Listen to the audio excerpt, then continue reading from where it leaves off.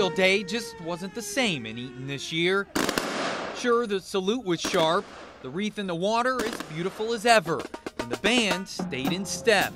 But in that patriotic panorama, something was missing. It'd be about the same if somebody took your mother's tombstone off the grave. You would miss that.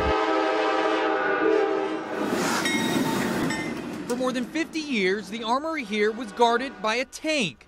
Lieutenant Colonel J.J. Weichel never forgot that day. He helped park it at what he thought would be its final resting place. I drove the damn tank down here from the storage building we had.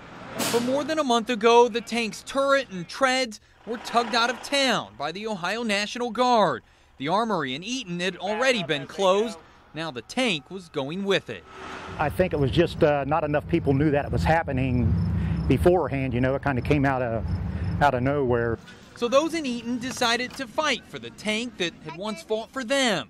They passed around petitions, signed their name on the silhouette now filling the tank's spot, and shouted their message from the steps of the old armory. 1, 2, 3, people are so proud of that tank, and it's always served as such a big landmark in this area. Everybody wants to help, even 7-year-old Kaylee, who noticed the tank missing and donated this wooden one. She said she knew someone that needed a tank. She was a little disappointed. She wanted to paint it green first since the old one was green. But the tank wasn't the only thing missing on Memorial Day. A few days after it was taken, J.J. Weichel had to be hospitalized. I'm sure it took a piece of it.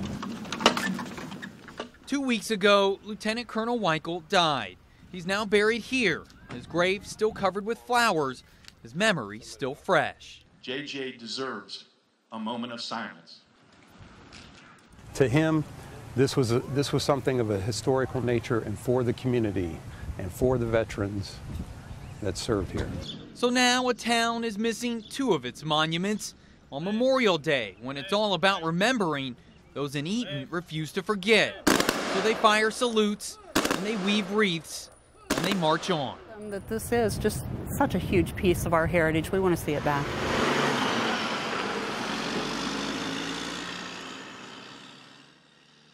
And the folks here plan on applying to get that tank back, if not here in this very same spot, at least somewhere in Eaton.